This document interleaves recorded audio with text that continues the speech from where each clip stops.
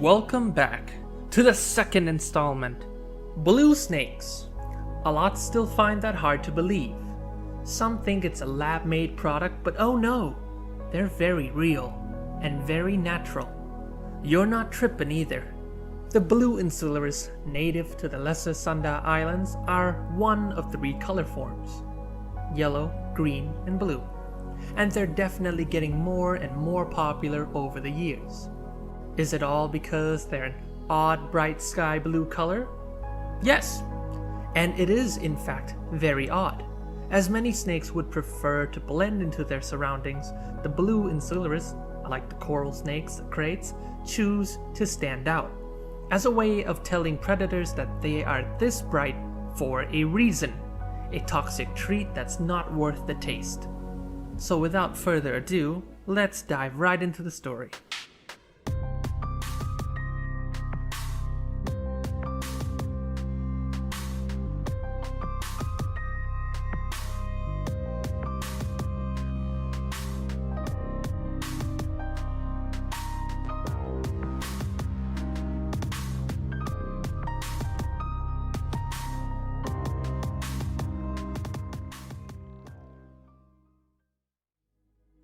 It all starts with me realizing she's getting ready to give birth, but it was right before a jungle trip down south, so I had to move her into a temporary tub so babies become easier to separate and overall be in a safer spot to reach than if they were in their regular enclosure.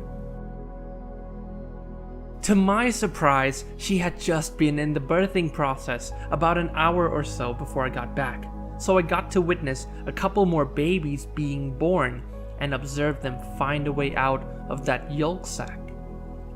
Since I didn't want to interfere with her and the fragile young, I kept my distance. It was an absolute joy to watch, and I'm bummed the best I got were blurry plastic glimpses for you guys, but it was a beautiful moment, and You'll just have to use your imagination.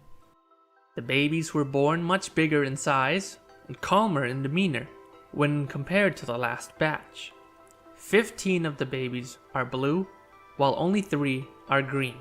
The mother is acting slightly defensive, understandably. She's cornered with her babies, while there's an overgrown monkey holding a metal square, standing a few feet away, giggling and smiling like a maniac. So it kinda justifies her uneasiness, and at this point in their lives, they are already capable of delivering a venomous bite. And unlike the helpless human infant, these fragile gummy snakes are ready for the world's harsh conditions. They're so freaking cute, it melts my damn heart. I can't help but boot one on its goddamn cute stinking face.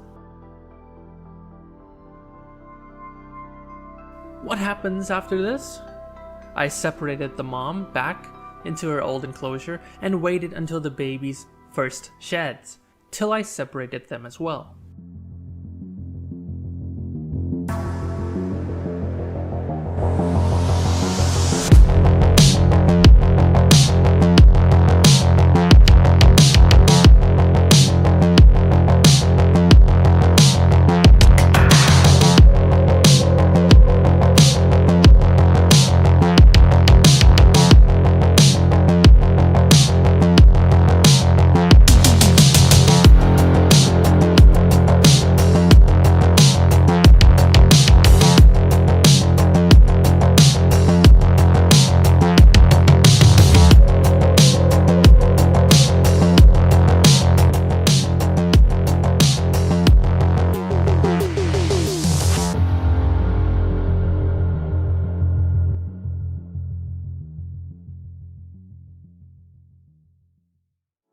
Now comes the fun part, moving them one by one into their new homes.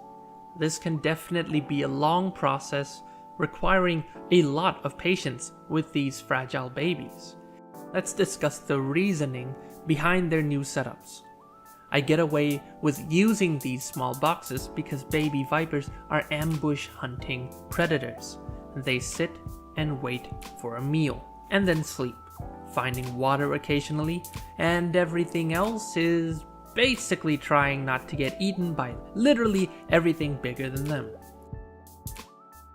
The venom of these snakes target living tissue and blood cells. Hemotoxic snake bites often leave permanent damage, and one has to remember that just because they pack that potent cocktail doesn't mean they want to dump it all on us. It is primarily used to take down and aid in digesting prey. In fact, they probably only want to use it for that. Us stumbling across one accidentally and taking a bite doesn't mean they're out to get us, it means we startled them. It's like you're walking alone in the dark and someone taps you on the shoulder and you turn around and give them a left wing. It's an accident, you don't mean to, you don't expect that kind of shit to happen. Heck, most venomous snake bites occur due to some local messing with venomous snakes when they shouldn't be. It also doesn't make the handling I do safe either, for one mistake could have severe consequences. I just choose to believe in the snakes a bit. I'm showing no ill intent and I'm only here to aid. Each snake's reaction is going to be different. Wild animals will never do what I tell them to do. So expect the unexpected. By no means should you try and work with venomous snakes without a mentor. I'm Chris Wheat and I approve this message. Don't do what I do.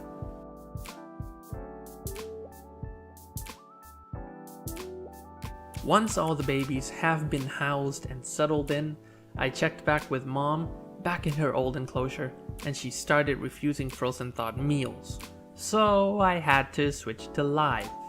I need her to gain back all that weight she lost and regain her strength. It was a bit messy, but after 2 meals, I misted their enclosure and made sure she was hydrated. All that's left is feeding the babies. What you see me doing here is teasing the snake a bit, trying to get a strike response. Cause when you're dealing with baby trims or a lot of arboreal vipers, there's 2 outcomes. One, the baby actually strikes and holds on to the meal, or the snake darts out and makes this whole process much more painful. I always try to get babies from this genus onto frozen thawed pinkies, as it gets them established quickly, less worry and stress whenever feeding day rolls around. Though usually the first attempt takes a couple hours, the moment this step is complete is when I can finally lean back in my chair and let out a sigh. The toughest part is finally over.